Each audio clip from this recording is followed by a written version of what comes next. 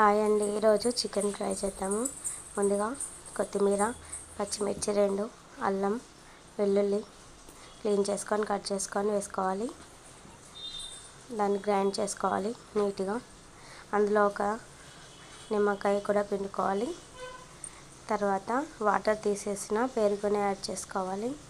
అందులోనే కొంచెం మిరియాల పొడిని కూడా యాడ్ చేసుకోవాలి.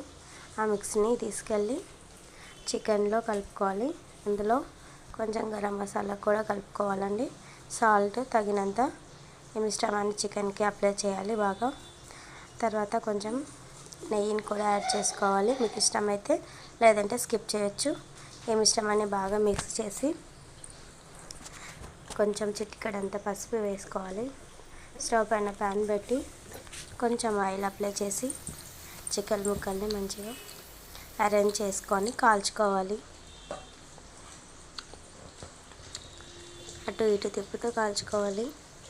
ఇలా గోల్డెన్ కలర్ వచ్చే వరకు ఫ్రై చేసుకోవాలి. మిగిలినవి కూడా వేసుకొని ఫ్రై చేసుకోవాలి. అంతే.